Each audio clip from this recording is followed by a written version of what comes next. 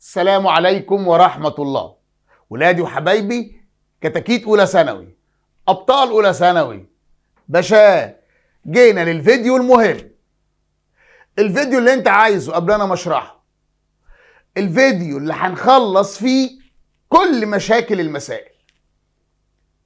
لو عندك مشكلة في المسائل اسمع وكمل الفيديو في الآخر. هنلم لك كل المسائل بأفكارها اللي موجودة في البابين. ده فيديو مش هسيب لك مسألة بولا فكرة ما تعرفش تحلها. اللي هو ان شاء الله بالفيديو ده المسائل مضمونة، من غيره اوعى تفوت الفيديو. هنبدأ نمسك مجموعة المسائل بمجموعة القوانين اللي موجودة عندنا في الترم كله. فيديو اتفرج عليه ابقى انا عامل حسابي وحاطط في بطني بطيخة صيفي ان اي مسألة هتيجي انا عارف فكرتها وفاهم فكرتها وعارف احلها كمان. يلا بطل، صلي على النبي. قالتك الحاسبة واحدة واحدة. تعالى بينا نمسك سؤال سؤال. السؤال الاولاني بيقول لي: ما كتلة الهيدروجين في عينة من الماء المقطر؟ كتلتها 100 جرام. المية كانت H2O. الهيدروجين ذرتين والاكسجين ذرة، بس نسبة الهيدروجين كانت 11 و11.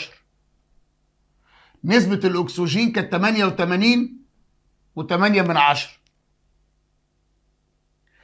النسبة بتاعت الهيدروجين 11. عشان اعرف احسب الكتلة بتاعت الهيدروجين اللي موجودة في 200 جرام، يبقى كتلة الهيدروجين بتساوي النسبة اللي هي 11 و11%، يعني على 100. هضربها في الكتلة الكلية اللي هي 200. فلما اجي امسك يا باشا واحدة واحدة كده، ال11 و11 من 100 في 200 على 100 تطلع عندنا ب 22 و22 من 100 جرام. خدنا النسبة ضربناها في الكتلة اللي عطاها لي. طب ولو عايز اكسجين يبقى 88 و8 من 10 في ال 200 جرام اللي هو عطاهم لنا، تطلع النسبة عندنا يا ابطال 22 و22. حوض يحتوي على كمية من الجازولين كتلتها 3450، حجمها 5. عايز الكثافة. الرو كانت بتساوي ام على في، يعني الكثافة كانت بتساوي الكتلة على الحجم. اولا تتأكد من الوحدات. هو عاطيني الكتلة بالكيلو جرام. اول حاجة عينك لازم تبص عليها في المسألة. وعاطيني الحجم بالمتر المكعب، والوحدات كلها كيلو جرام لكل متر مكعب. فانا هقول له الكثافة بتساوي الكتلة 3450 على الحجم 5. 3450 على 5 تطلع بتساوي 690 كيلو جرام لكل متر مكعب. 690 كيلو جرام لكل متر مكعب. 3. إذا كانت كثافة الألمنيوم هي 2700 كيلو جرام لكل متر مكعب، وكثافة الماء النقي عند درجة حرارة 4 هي 10 أس 3 يعني 1000، فإن الكثافة النسبية للألمنيوم، الكثافة النسبية كان القانون عندنا بيقول كثافة المادة على كثافة المية عند نفس درجة الحرارة. كثافة المادة بتاعت الألمنيوم اللي هي 2700، 700 مش 400، على 1000 كيلو جرام. 2700، بص أنا شغال بالآلة زيك في كل الحاجات البسيطة، حتى تطلع ب 2.7 من 10. وحدتها ايه يا أستاذ؟ صحيح ده ما قاليش الوحدة. جدع ابن حبيبي، الكثافة النسبية ملهاش وحدة. الكثافة النسبية لأنها نسبة من كثافة مادة لكثافة مية.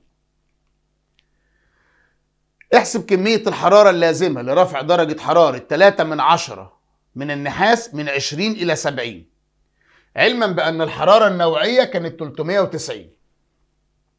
القانون المهم عندنا كان بيقول إن كمية الحرارة المفقودة أو المكتسبة بتساوي M في C في دلتا تي. كمية الحرارة المفقودة أو المكتسبة كتلة في حرارة نوعية في فرق درجات الحرارة، والدلتا تي دي اللي هي كانت T2 ناقص T1. احسب كمية الحرارة اللازمة لرفع درجة حرارة 3/10. 3/10 دي اللي هي M كتلة، كانت 20 بقت 70.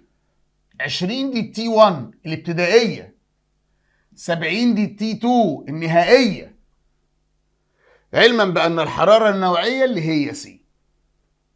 حطينا المعطيات في المسألة، تعال أنا وأنت واحدة واحدة. الكيو هتساوي الام ب3/10 في 390 الحرارة النوعية في فرق درجات الحرارة T2 ب70 الكبير 70 النهائية ناقص الابتدائية. فأنا هقول له 3/10 في 390 في 70 ناقص 20 ده 50، يطلع 5850 جول، لأن كمية الحرارة بتتقاس بوحدة اسمها الجول. 5850 جول وحدة قياس كمية الحرارة هي الجول. 5. ألقيت قطعة من الألمنيوم كتلتها 200 جرام اللي هي 2/10 كيلو جرام. حول على طول كده. درجة حرارتها T1 كانت ب80 في كمية من الماء عند درجة حرارة الغرفة، فأصبحت درجة الحرارة النهائية ب40. فإذا علمت أن الحرارة النوعية للألمنيوم C بتاعت الألمنيوم ب900، وبفرض عدم تسرب أي طاقة حرارية خارج قطعة الألمنيوم والمية، فإن عايزين كيو. هنا لازم تبقى فاهم إن كمية الحرارة اللي هيفقدها الألمنيوم قد كمية الحرارة اللي هيكتسبها المية. كمية الحرارة اللي هيفقدها الألمنيوم قد كمية الحرارة اللي هيكتسبها المية. فأنا الأول هجيب اللي هيفقدها الألمنيوم. كيو بتساوي ام في سي في دلتا تي. كيو بتساوي ام كيلو جرام ب2/10 سي 900 دلتا تي اللي هي تي 2 ناقص التي 1. التي 2 ب40 ناقص التي 1 ب80. فانا هضرب ال2/10 في 900 في -40، تطلع الكيو بتساوي -7200. استاذ تهامي الحق الاختيارات ما فيهاش 7200 بالسالب يا استاذ تهامي، دي بالموجب. ما هي دي كمية الحرارة اللي فقدها الألمنيوم، اللي هي هتساوي كمية الحرارة اللي اكتسبتها المية، بس بدل ما هي بإشارة سالب تبقى بإشارة موجب، يبقى 7200 جول. اللي فقد إشارته سالب يبقى اللي اكتسب إشارته موجب. اللي فقد إشارته سالب هي نفس الحرارة اللي خدتها المية، بس طالما خدتها يبقى إشارتها موجبة. إناءان 1 و2 يحتويان على كميتين من المية. الإناء 1 يحتوي على 300 جرام من المية عند درجة حرارة 90. ام 300 جرام اللي هي هتبقى 3/10 كيلو جرام، درجة الحرارة ب90 T1. والإناء 2 يحتوي على 60 جرام، اللي هي هتبقى 6 من 100. هقسم على 1000 على طول أنا. عند درجة حرارة 15 T1 ب 15. فإذا تم خلط كميتي الماء معا مع إهمال كمية الحرارة التي يفقدها أو يكتسبها الإناء، عايزين درجة الحرارة النهائية اللي هي T2 أو هو كاتب T0. لازم تبقى عارف إن MC دلتا تي بتاعت الإناء الأولاني هي MC دلتا تي بتاعت التاني، بس بعكس الإشارة. ما هو اللي هيفقد عكس اللي هيكتسب، احنا لسه قايلين. الاتنين فيهم ميه، يبقى سي اللي هنا زي سي اللي هنا. الاتنين فيهم ميه، يبقى سي دي قد سي دي. ام هنا 1 ب3 من 10. خلينا نكتب من هنا كده 3 من 10 في T2 دي اللي احنا عايزينها اللي هي T0 ناقص T1 كانت ب90 بتساوي سالب ام ب6 من 100 في افتح القوس T0 دي اللي احنا عايزينها ناقص ال15 اللي هي T1.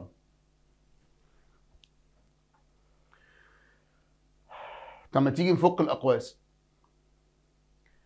اضرب ال3 من 100 في الاتنين، بقت 3 من 100 T0 ناقص، أو 3 من 10 آسف T0، 3 من 10 في 90 تساوي ناقص 27 بتساوي، فك الأقواس، سالب 6 من 100 T0 سالب في سالب بموجب، 6 من 100 في 15 تطلع ب9 من 10. طب انا اعمل ايه بقى يا استاذ الكلام ده؟ يا ابني انت اللي واخد رياضه مش انا يا ابني. يا ابني حبيبي، جمع التي مع بعض والارقام مع بعض. تي مع بعضها والارقام مع بعضها. هاخد السالب دي اوديها هنا اشارتها موجبه، وهاخد السالب دي اوديها هنا اشارتها موجبه. يعني هعمل كده، هقول له 3 من 10 T0 جالها 6 من 100 T0 بإشارة موجبة، وال9 من 10 جالها 27 بإشارة موجبة. هنا بقت 3 من 10 زائد 6 من 100 هتطلع ب36 من 100 بتساوي T0 ها 27 و9 من 10. طب عايز اخلص من T0، هقسم هنا على 36 من 100 وهقسم هنا على 36 من 100. دي هتروح مع دي، هيتفضل T0 27 و9 من 10 على 36 من 100 تساوي 77 ونص. اللي هي فين 77 ونص؟ اللي هي 77 ونص. استاذ ممكن يجيب المسألة دي كلها؟ احنا قلنا احنا عاملين فيديو علشان تبقى بتتعامل مع اي مسألة. جاب اللي هو عايزه. احنا لازم نبقى عاملين حسابنا ان شاء الله عيال باذن الله في كل حاجة. 77 ونص. كرة من الألمونيوم كتلتها 10 جرام، يعني 1 من 100 كيلو جرام. حول على طول كده، دي الام. سخنت فاكتسبت كمية من الحرارة الكيوب 720 لترتفع درجة حرارتها إلى درجة غليان المية. يبقى التي 2 بدرجة غليان المية اللي هي 100. إذا علمت أن الحرارة النوعية C للألمنيوم، عايزين درجة الحرارة الابتدائية. يلا باشا طبق بنفس الأسلوب. الكيو بتساوي ام في سي في دلتا تي. الكيو ب 720 بتساوي ام بواحد من 100 عشان حولنا من جرام لكيلو جرام. سي الحرارة النوعية ب 900 في دلتا تي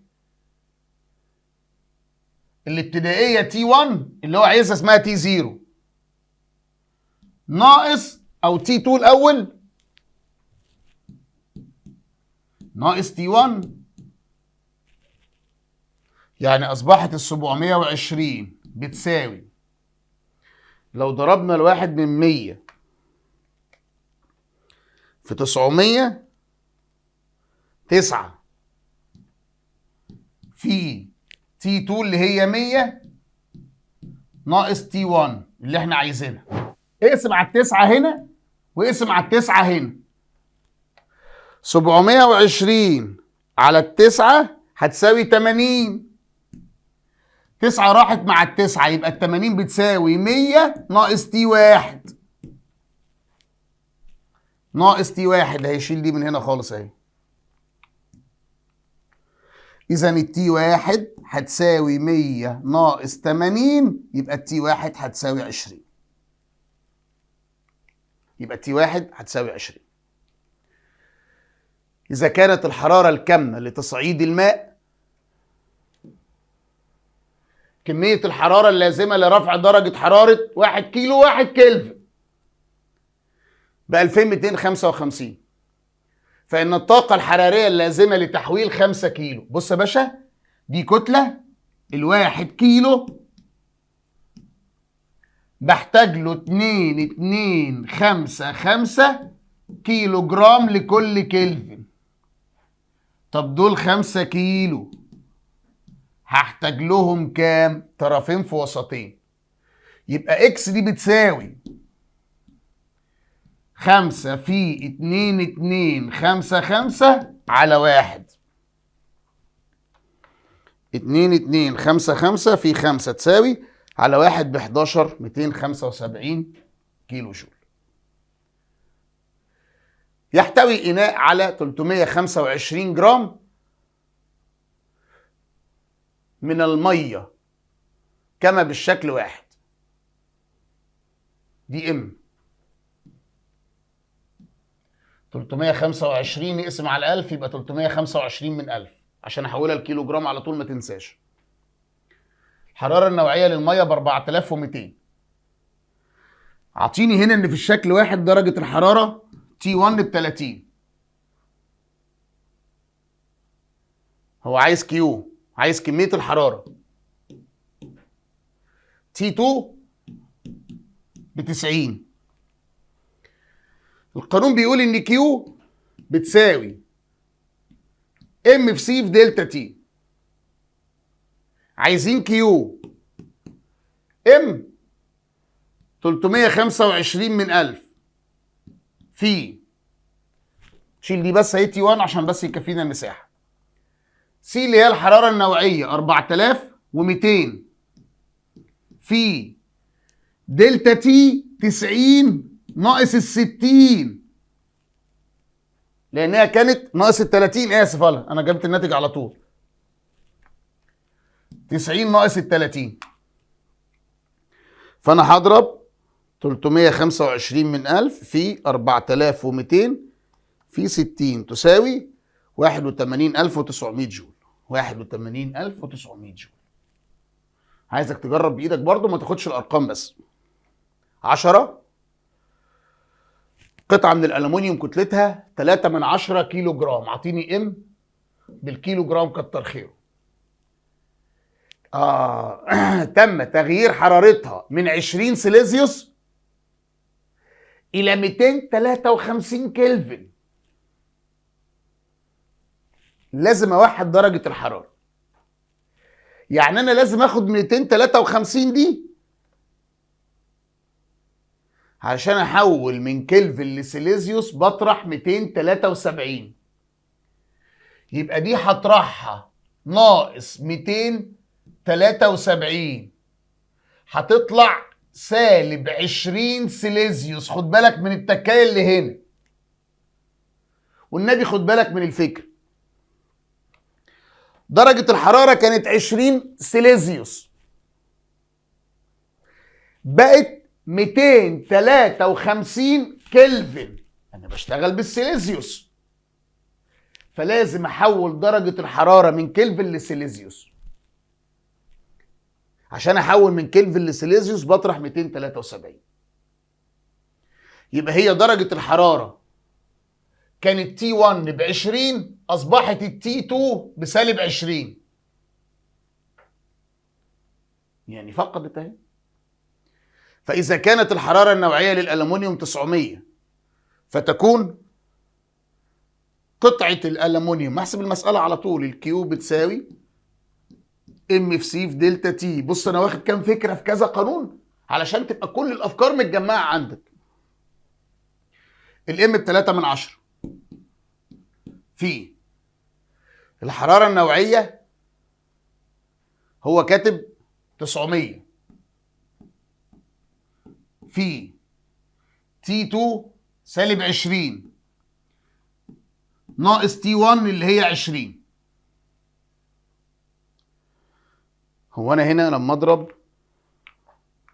سالب 20 ناقص 20 3/10 في 900 في 40 بالسالب، يبقى يطلع عندي انها فقدت ولا اكتسبت؟ طبعا هي فقدت، لانها كانت 20 بقت سالب 20، تبقى فقدت حراره لما تيجي تضربها تطلع 10800 جول، يبقى فقدت كميه من الحراره 10800. 11 خلطت كتلتان متساويان من سائلين A و B قابلين للامتزاج ولا يتفاعلان. الحراره النوعيه لهما CA و CB. درجه حراره A ب 80، درجه حراره B ب 10. فحدث الاتزان الحراري عند درجة حرارة 30. يبقى على فكرة دي T2 والاثنين دول T1، لأن T1 دي اللي داخل بيها المسألة، T2 اللي اتنتجت من المسألة. النسبة بين CA و CB MC دلتا T للسائل الأولاني MC دلتا T للسائل الثاني، بعكس الإشارة، احنا لسه حالين نفس الفكرة. هنا الكتلتين قد بعض،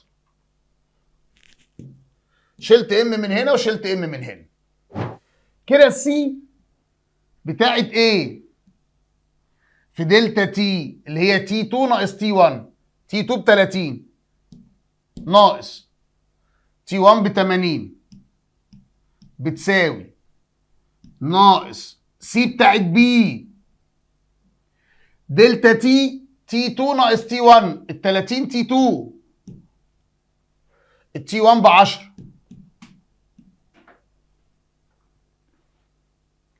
دي درجة الحرارة الابتدائية 10. طب أصبح بالنسبة لنا 30 ناقص 80 يبقوا سالب 50 سي اي بتساوي 30 ناقص 10 20، يبقى بتساوي سالب 20 سي بي. السالب ده راح مع السالب ده، هقسم هنا على 50 وهقسم هنا على 50.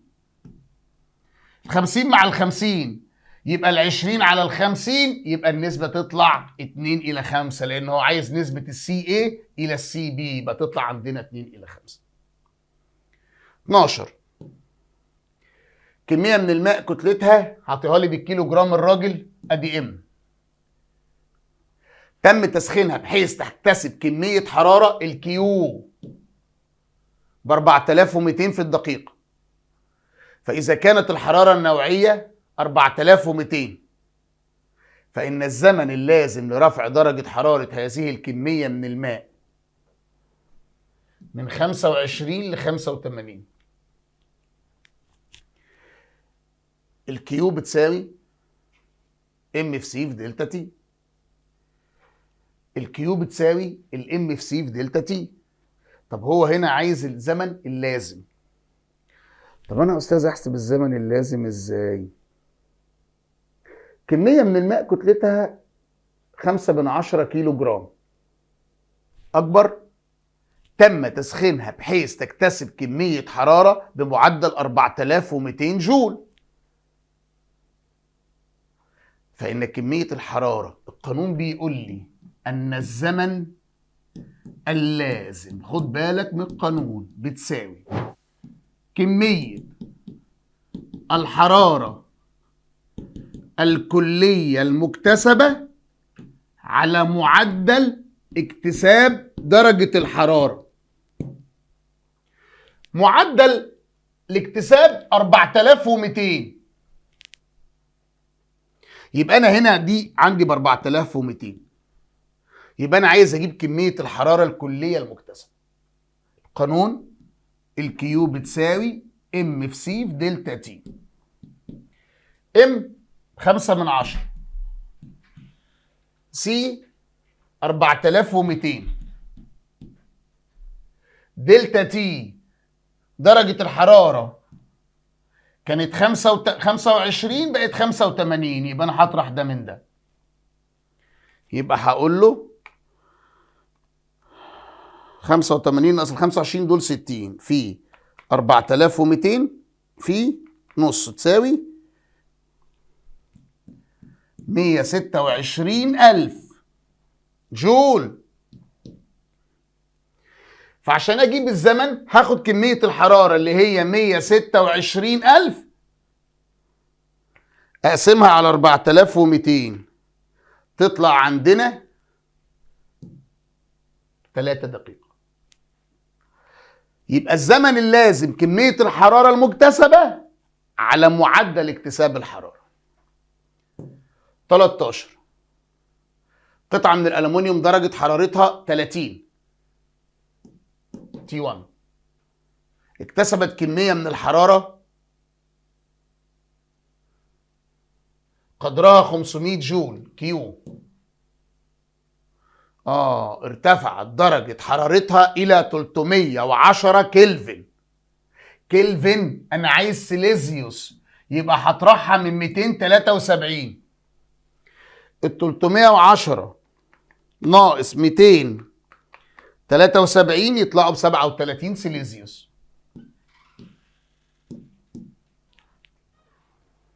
بص بقى، الكيو ام في سي في دلتا تي، هو عايز ام، يبقى كيو على سي في دلتا تي، يبقى ام بتساوي، يلا خطوه واحده اهو، يبقى خدت الطريقتين. الكيو 500، الحراره النوعيه 900، دلتا تي 37 ناقص 30،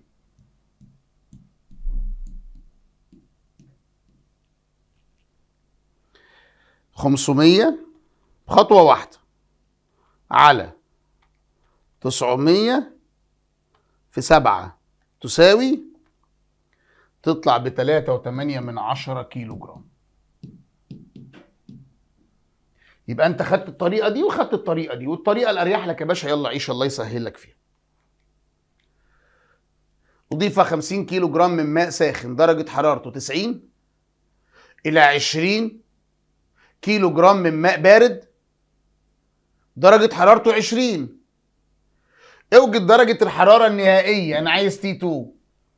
نفس القصة، ام سي دلتا تي بتساوي سالب ام في سي في دلتا تي. الاتنين مية، شلت سي. ام الاولاني ب50 كانت درجة حرارته 90، دي تي 1. 50 تي 2 ناقص 90 بتساوي التاني 20 درجة حرارته كانت 20، افتح قوس T2 ناقص 20. نفس الفكرة اللي حلينها بالحرف. هنا 50 T2 ناقص 5 في 9 4500 بتساوي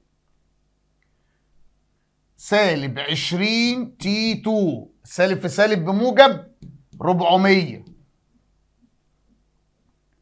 اعمل ايه يا استاذ في اللي انت بتقوله ده؟ يلا باشا حول يا باشا. خد السالب دي وديها الناحيه الثانيه، بس اديها اشاره موجب. ولا خد السالب دي وديها الناحيه الثانيه، بس اديها اشاره موجب. ممكن يبقى انت عندك خطوات في الرياضه اسهل، بس احنا ماشيين خطوه خطوه. اصبح عندنا ال 50 T2 ربنا كرمها وجالها بالموجب 20 T2 بتساوي ال 400 ربنا جاب لهم بالموجب 4500. دي بقت 70 T2 بتساوي 4900. عايزين نخلص من التي 2، اقسم هنا على 70 واقسم هنا على 70.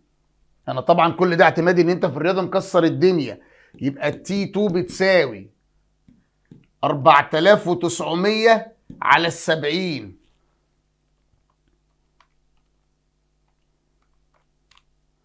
تطلع بتساوي 70.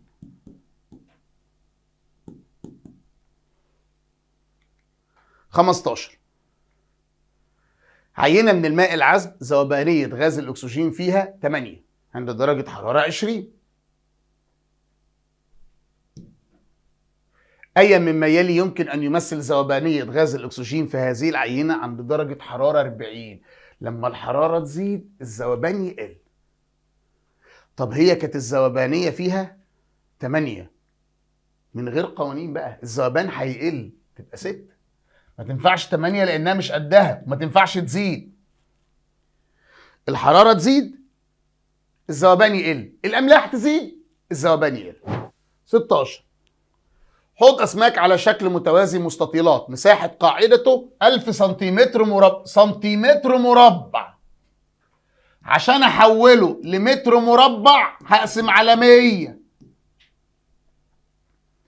موضوع على سطح أفقي ويحتوي على ماء وزنه 4000 نيوتن. البي بتساوي اف على ايه؟ اف القوة ب 4000. ايه المساحة احنا عايزينها بالمتر المربع؟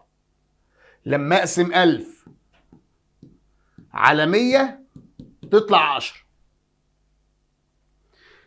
ليه 100؟ حولتها من سنتيمتر مربع لمتر مربع. 4000 على 100 تطلع 40 نيوتن لكل متر مربع. 17، شريحة رقيقة مساحتها 8 سنتيمتر مربع، عايز احولها لمتر مربع، اقسم على 100 يعني اصبحت 8 من 100. موضوع عند قاع إناء. بنحب جدا في المسائل خلص الكعبله في بتاعت المساله كلمه بكلمه كده، ما تقعدش تقرا المساله لحد الاخر وفي الاخر تقول طب هو عايز مني ايه. كان الضغط المؤثر على الشريحه 1.4 أتموسفير.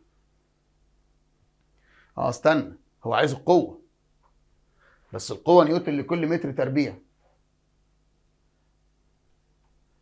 طب احنا عايزينها بالنيوتن لكل متر تربيع. 1 أتموسفير كان بيساوي 1013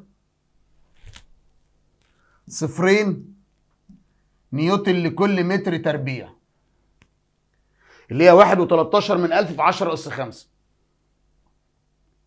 اللي هي 1.13 من 1000 في 10 أس 5. امال بقى 1.4 أتموسفير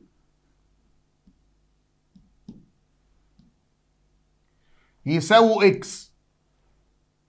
فانا الاول لازم اجيب الضغط بالنيوتن لكل متر مربع. يبقى الضغط بيساوي اضرب طرفين في وسطين. 1.13 صفرين اللي هي 1.13 من 1000 في 10 أس 5 في 1.25 على 1. 1.13 صفرين في 1.25 على 1 تساوي 1.26625 نيوتن لكل متر مربع. احنا عايزين القوة البي، المثلث اهو،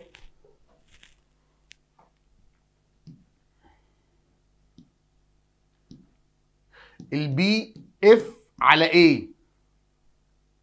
طب عايزين الاف، يبقى البي في ايه؟ اف بتساوي البي مضروبة في ايه؟ البي اللي احنا جبناه 6.225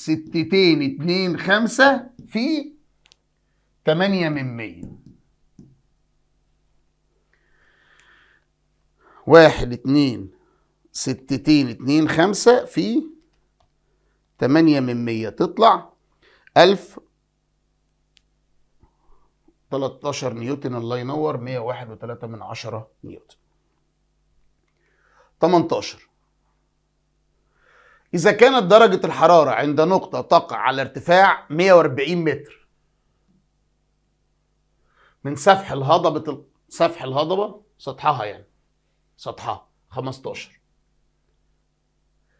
فإن درجة الحرارة عند سفح الهضبة مباشرة نفسها بقى اللي كانت موجودة عند 140 متر كانت 15 درجة.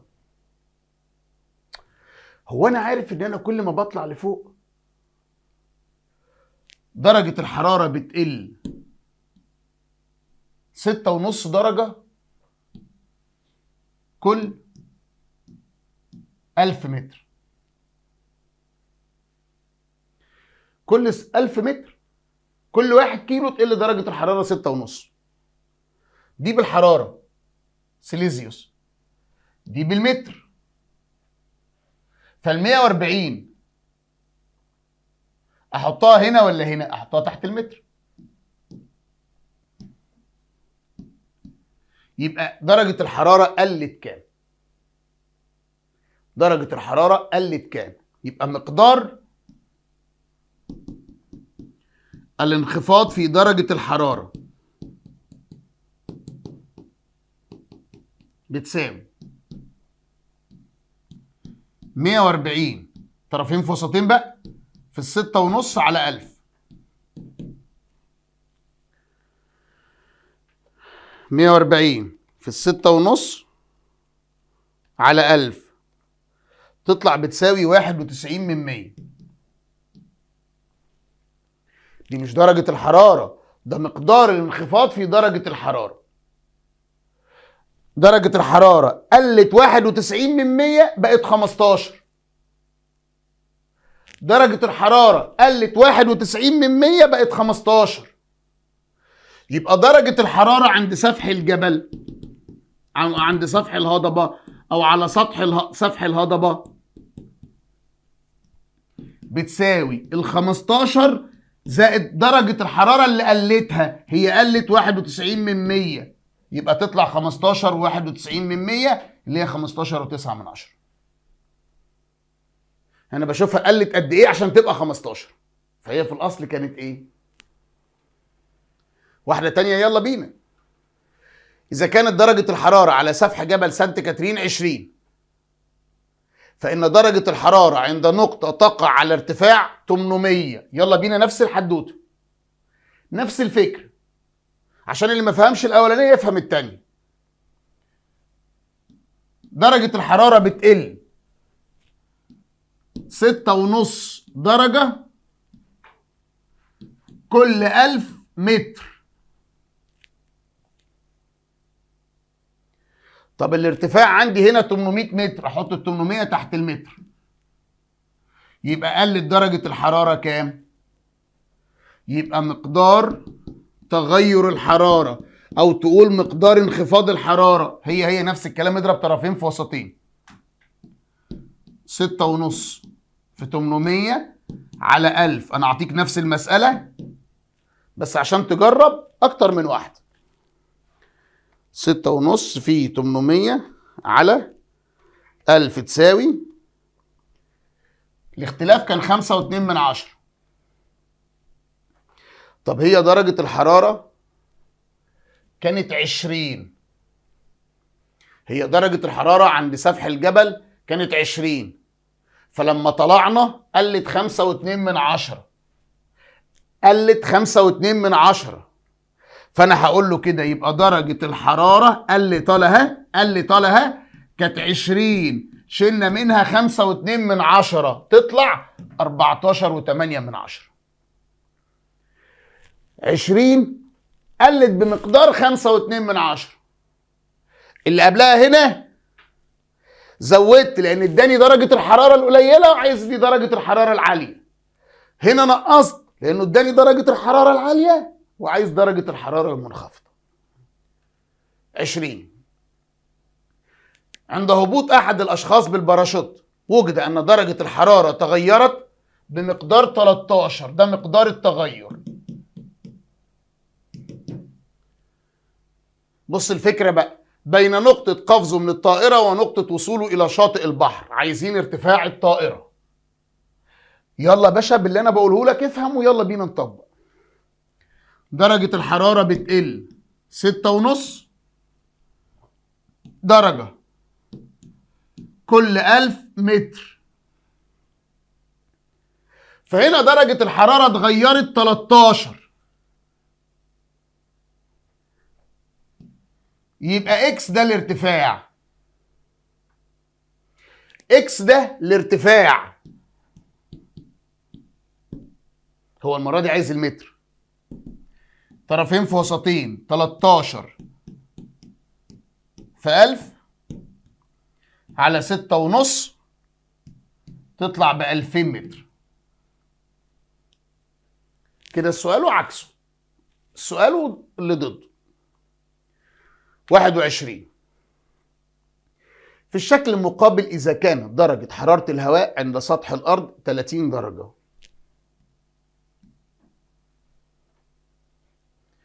فإن النسبة بين درجتي حرارة الهواء عند النقطتين X و Y على تدريج سيليزيوس. طب ما تيجي بس نحل كده وناخد بالنا من الفكرة المهمة شويتين دي اللي احنا بنغلس فيها شويتين. النقطة X على ارتفاع 923. لازم نجيب مقدار الانخفاض في درجة الحرارة. درجة الحرارة بتقل 6.5 كل 1000 متر. طب أنا عندي هنا 923 متر، يبقى درجة الحرارة قلت كام؟ يبقى الانخفاض في درجة الحرارة هنا اضرب طرفين في وسطين. مقدار الانخفاض في درجة الحرارة اضرب طرفين في وسطين، يبقى بتساوي 923 في 6.5 على 1000. 923 في 6.5 على 1000. قلت درجة الحرارة عيال 5.99%. طب هي كانت 30، لما تنقص 5.99% يبقى درجة الحرارة عند اكس ال 30 هشيل منها ال 5.99% اللي قلتهم، ناقص ال 30 هتساوي عندنا 24 درجة. ليه 24 درجة؟ لأن هي أصلا يا أستاذ كانت 30 نقص منها 5.99، 6 يعني يا أستاذ، يبقى اللي فاضل 24.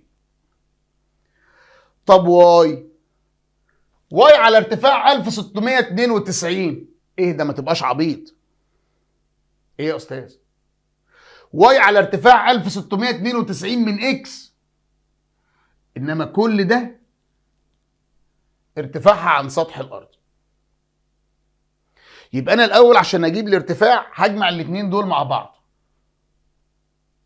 طب ممكن نجرب هنا؟ يلا يا استاذ نجرب. كل 6.5 بتقل لما اطلع كل 1000 متر بتقل درجة الحرارة 6.5. لما اجمع ال 1692 زائد 923 يطلعوا لارتفاع 2615، ده بالمتر وده بالمتر. يبقى الحرارة هنا كانت كام؟ يبقى أنا هقول له مقدار الانخفاض في درجة الحرارة، اضرب طرفين في وسطين، 2615 في 6.5 على 1000. 2615 في 6.5 على 1000 تساوي 16. بص الانخفاض 16 99 من 100، ده مقدار الانخفاض. كانت 30 نفس القصة بقى، شلنا منها 16 99، يبقى درجة الحرارة عند واي ب 13 ودرجة الحرارة عند اكس ب 24. هو عايز النسبة بين تي بتاعت اكس وتي بتاعت واي، يبقى 24 على 13، يبقى الإجابة د 24 على 13. يعني مستويات جامدة من الأسئلة شوية، بس عشان ما نبقاش سيبنا حاجة. الشكل المقابل يمثل قيم متقاربة لدرجة الحرارة على تدريجي كلفن وسليزيوس، فما قيمة درجتي الحرارة اكس وواي على الترتيب؟ بص يا باشا، لما تحول من سليزيوس لكلفن بزود 273، العكس بنقص 273. انا رايح من 350 لواي، يبقى 350 ناقص 273 تطلع 77. طب رايح من 27 لاكس، هزود 273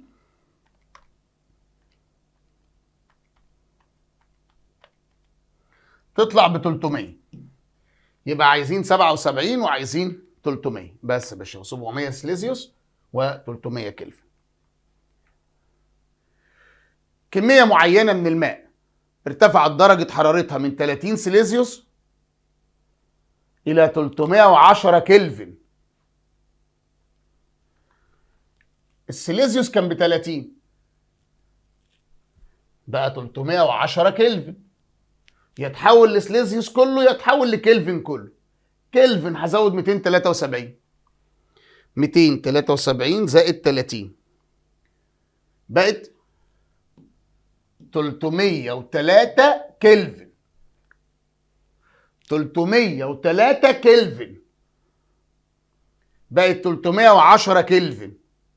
يبقى التغير 7 كلفن ولا 37 سليزيوس ولا لا يا باشا؟ خلاص 7 كلفن. كانت 303 بقت 310. أي من درجات الحرارة الآتية يكون الماء النقي عندها في الحالة السائلة؟ المية تبقى في حالة سائلة لو درجة الحرارة أقل من 100 درجة سيليزيوس. لو درجة الحرارة أقل من 100 سيليزيوس، القانون بيقول لي إن تي فهرنهايت بيساوي تي سيليزيوس في 9/5 أو 1.8 زائد ل 32. فهو أنا لازم أجيب درجة الحرارة 4 فهرنهايت، 25 فهرنهايت، 122 فهرنهايت. التي سيليزيوس بتساوي تي فهرنهايت في الأول التي سيليزيوس بتساوي تي فهرنهايت بطرح منها 32 والناتج بضربه في 5/9. ده عشان القانونين يبقوا قدامي. هشتغل بأنهي قانون؟ أنا عايز أوصل للسيليزيوس، وخصوصا إن هو عاطيني الدرجات هنا بالفهرنهايت. التي سيليزيوس بتساوي تي فهرنهايت ناقص 32 في 5/9. 4 ما تنفعش، لأن الأربعة أصغر من 32 فالإشارة هتطلع بالسالب. 25 ما تنفعش، لأن 25 أصغر من 32 فالإشارة هتطلع بالسالب. تعال نعوض ب 122 ناقص 32 في 5 على 9. 122 ناقص ال 32 في 5 على 9 تطلع 122 ناقص 32 90 في 5 على 9 تطلع ب 50 درجة. 50 درجة تنفع، دي أقل من 100. معلش جرب 300. 300 ناقص ال 32 أنا بجرب الاختيار د في 5 على 9. 300 ناقص 32 بتساوي 268 في 5 على 9 تساوي 148. كده 148 يعني المية درجة حرارتها فوق ال 100. فوق ال 100 تبقى سائل؟ لا، فوق ال 100 تبقى غاز. يبقى الإجابة عندنا ج 122 فهرنهايت اللي هي بتساوي 50 سيليزيوس. يبقى أنا خدت السيليزيوس، جبت الفهرنهايت، جبت بيه السيليزيوس. إذا كانت قيمة درجة حرارة جسم ما على تدريج فهرنهايت ضعف قيمة درجة الحرارة على تدريج سيليزيوس، فإن درجة حرارة جسم على تدريج سيليزيوس تساوي، هي درجة الحرارة بتاعت الجسم في تدريج فهرنهايت ضعف درجته في سيليزيوس. على فكرة لما تزيد درجة الحرارة في سيليزيوس 1 تقابلها في فهرنهايت 1.8.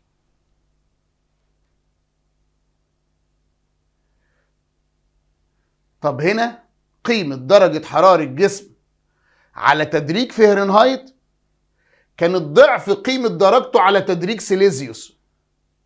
طب عشان اجيب درجة السيليزيوس بقى، ما هي لما تزيد 1 هنا تزيد هنا 1.8. فلما تجيب السيليزيوس هاخد الفهرنهايت او قيمة الزيادة اضربها في 1.8. هي زادت الضعف، يعني 2 في 1.8 تساوي 160 على طول. لما تزيد 1 سيليزيوس تزيد 2 فهرنهايت، 1.8 فهرنهايت. طب لما تزيد 2 سيليزيوس هتبقى كام فهرنهايت؟ اضرب طرفين في وسطين على طول. 26 ارتفاع درجة حرارة جسم ما على تدريج سيليزيوس 100 على طول اهو، يقابله في تدريج فهرنهايت الزيادة 1 في السيليزيوس ب1.8 فهرنهايت. طب انا عايز اجيب الفهرنهايت، يبقى بتساوي 1.8 اضربه في مقدار الزيادة اللي هو 100 تطلع 180 فهرنهايت. 27 تقل درجة الحرارة كلما ارتفعنا خلال طبقة التروبوسفير. أنا عارف إنها بتقل 6.5 سيليزيوس كل 1000 متر. فأنا شلت ب وج لأنه كاتب 100 متر. استنى بس، ألف ودال كاتب فهرنهايت. 3.6 فهرنهايت، 11.7 فهرنهايت. التغير في درجة الحرارة سيليزيوس قدها 1.8 فهرنهايت. فعشان اجيب الفهرنهايت دي هضرب ال6.5 دي في 1.8 عشان اجيب مقدار التغير. 6.5 في 1.8 تطلع بكام؟ 11.7 فهرنهايت. 28 إذا كان ضغط غاز محبوس هو 152 سنتيمتر زئبق، فإن ضغطه بوحدة البار. أنا عارف إن السنتيمتر زئبق وهنا بار. ال 76 سنتيمتر زئبق كان 1.13 من 1000 بار. ال 76 سنتيمتر زئبق 1.13 من 1000 بار. امال ال 152 سنتيمتر زئبق هيبقى كام؟ مقسطك يا باشا، مقسطك يا باشا. يبقى الضغط بيساوي 152 في 1013 على 76. 152 في 1013 على 76 تطلع بكام يا استاذنا؟ تطلع 26. يبقى الاجابه عندنا هي ب. 29. يحسب الضغط الذي يقع على جسم سمكه تقع على عمق 90 متر. الضغط بيساوي العمق على 10 زائد 1. 90 على 10 زائد 1 تطلع ب10 ضغط جوي أو 10 أتموسفير. تعبناك بس عملنا لك فيديو ربنا ينفعنا بيه جميعا يا رب إن شاء الله. عندنا كل أنواع المسائل اللي ممكن تتخيلها. شد حيلك يا بطل. بالشفا.